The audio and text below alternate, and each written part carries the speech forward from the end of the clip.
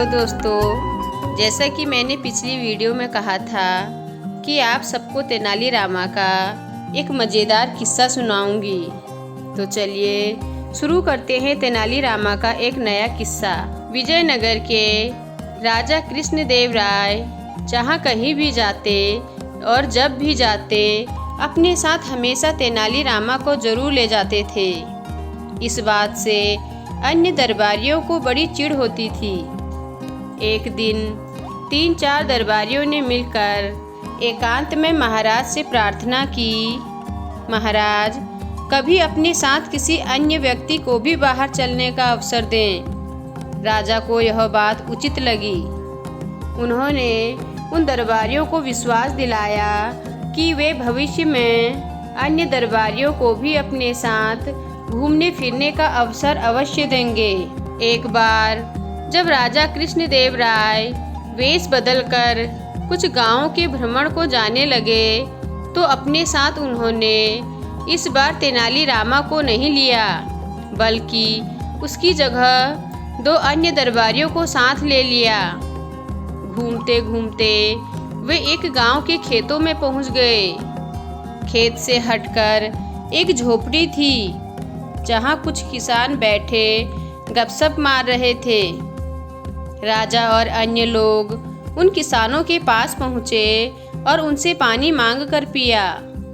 फिर राजा ने किसानों से पूछा, कहो भाई लोगों, तुम्हारे गांव में कोई व्यक्ति कष्ट में तो नहीं है? अपने राजा से कोई असंतुष्ट तो नहीं है? इन प्रश्नों को सुनकर गांव वालों को लगा कि वे लोग अवश्य ही राज्य के कोई अधिकारीगण हैं। वे बोले, महाशय, हमारे गांव में खूब शांति है, चैन है, सब लोग सुखी हैं। दिन भर कड़ी मेहनत करके अपना कामकाज करते हैं और रात को सुख की नींद सोते हैं। किसी को कोई दुख नहीं है। राजा कृष्णदेव राय अपनी प्रजा को अपनी संतान की तरह प्यार करते हैं, इसलिए राजा से असंतुष्ट होने का सवाल ही नहीं पैदा होता। इस गांव के लोग राजा को कैसा समझते हैं? राजा ने एक और प्रश्न किया। राजा के इस सवाल पर एक बूढ़ा किसान उठा और ईख की खेत में से एक मोटा सा गन्ना तोड़ लाया। उस गन्ने को राजा को दिखाते हुए बोला, श्रीमान जी, हमारे राजा कृष्णदेव राय बिल्कुल इस गन्ने जैसे हैं। अपनी तुलना एक गन्ने से होती देख राजा कृष्णदेव राय सकपका गए। उनकी समझ में यह बात बिल्कुल भी नहीं आई कि इस किसान की बात का अर्थ क्या है। उनकी यह भी समझ में नहीं आया कि इस गांव के रहने वाले अपने राजा के प्रति क्या विचार रखते हैं। राजा कृष्णदेव राय के साथ जो अन्य साथी थे, राजा ने उन साथियों से पूछा, इस बूढ़े किसान के कहने का क्या अर्थ है? साथी राजा का यह सवाल सुनकर एक दूसरे का मुंह देखने लगे। फिर एक साथी ने हिम्मत की और बोला, महाराज, इस बूढ़े किसान के कहने का साफ मतलब यही है कि हमारे राजा इस मोटे गन्ने की तरह कमज़ोर हैं। उसे जब भी कोई चाहे एक झटके में उखाड़ सकता है, जैसे कि मैंने यह गन्ना उखाड़ लिया। राजा ने अपने साथी की इस बात पर विचार किया तो राजा को यह बात सही मालूम हुई।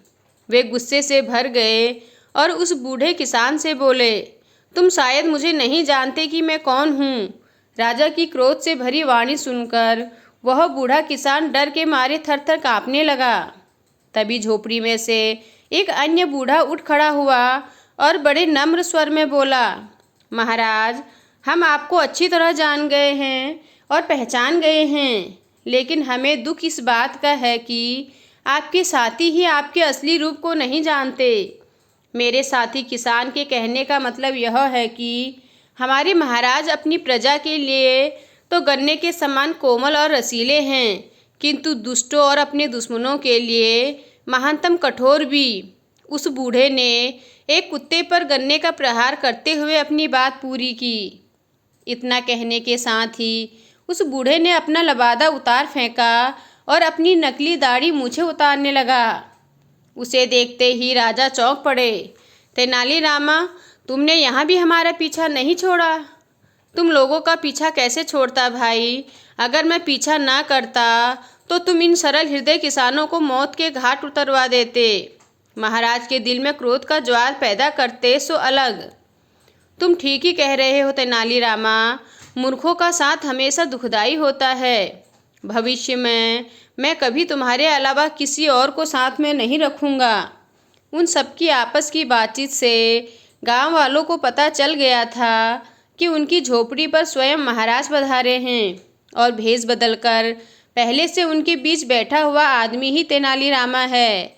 तो वे उनके स्वागत के लिए दौड़ पड़े। कोई चारपाई उठवा कर लाया तो कोई गन्ने का ताज़ा रस निकाल कर ले आया। गांव वालों ने बड़े ही मन से अपने मेहमानों का स्वागत किया, उनकी आओ भगत की।